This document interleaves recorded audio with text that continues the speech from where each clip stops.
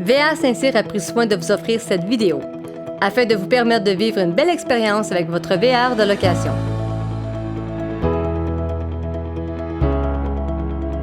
Pour faire le plein de diesel, vous devez ouvrir la porte du conducteur pour y accéder.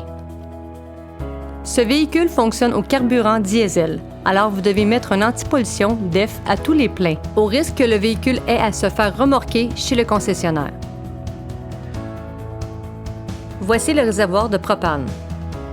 Pour ouvrir ou fermer le réservoir, tournez cette valve. Ici, vous avez l'indicateur de niveau. Pour le remplissage, uniquement des gens certifiés peuvent le faire.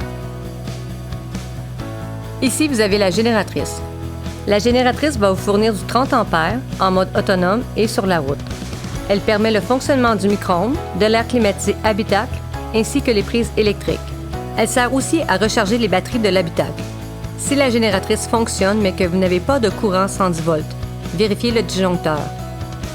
La génératrice s'alimente dans le réservoir de propane. Si celui-ci est au quart et moins, elle cessera de fonctionner. Pour la vidange septique, enlevez le bouchon. Connectez le boyau d'égout et mettre l'autre bout dans la fosse septique. Tirez sur la valve noire. Quand la vidange est terminée, repoussez la valve pour la refermer et faire la même étape avec la valve grise. Déconnectez le tout et replacez le bouchon. Ce qui est important à retenir, c'est de ne jamais laisser les valves ouvertes lorsque vous avez ce service sur un terrain de camping, car tous les déchets resteront collés au fond. Le branchement de l'eau camping se fait sur CityFill. Et pour remplir la réserve d'eau potable, introduire le boyau blanc dans le tank fill jusqu'à débordement. Ici, vous avez la connexion électrique de 30 A ainsi qu'un adaptateur de 30-15. Quand vous êtes en mode autonome, non branché sur un terrain de camping, vous devez en tout temps vous brancher dans le réceptacle 110 volts du compartiment où se trouve votre fil de branchement. En rentrant à l'intérieur du VR, vous avez l'interrupteur de l'OVA ainsi que sa lumière. Juste en dessous, vous avez l'interrupteur des batteries habitacle. Celui-ci doit toujours être en fonction. Vous avez aussi l'interrupteur pour activer ou désactiver les marches électriques. Pour la sortie de l'extension, démarrez le moteur du véhicule. Appliquez le frein à main. Ouvrez ou fermez l'extension en appuyant sur l'interrupteur. Par la suite, coupez le moteur du véhicule. Voici les différentes fonctions du tableau de bord. Si vous appuyez sur chacun d'eux, le niveau va s'indiquer.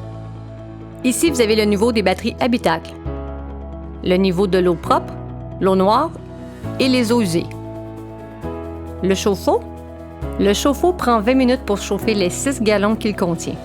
Mettre en fonction uniquement au besoin, celui-ci doit être éteint sur la route. La pompe à eau? Vous avez besoin de celle-ci en tout temps si vous n'êtes pas branché à l'eau courante. La génératrice. Pour vous servir de celle-ci, appuyez quelques secondes sur Stop et par la suite sur Start jusqu'au démarrage. Appuyez sur Stop pour l'arrêt de celle-ci. Pour l'air climatisé ou le chauffage, cela se met en fonction ici. Vous choisissez le mode approprié et avec le curseur, vous déterminez la température désirée. L'air climatisé fonctionne lorsque branché à une connexion de 30 A ou sur la génératrice. Le chauffage fonctionne au propane. Dans cette unité, le frigo fonctionne uniquement à l'électricité. Pour un bon fonctionnement du frigo, l'inverter doit toujours être en fonction car il alimente celui-ci. Si un problème électrique se produit, vérifiez les disjoncteurs ainsi que les fusibles situés sous le lit. Vérifiez aussi la prise GFI qui contrôle toutes les prises dans le VR. Celle-ci est située sous le comptoir de cuisine.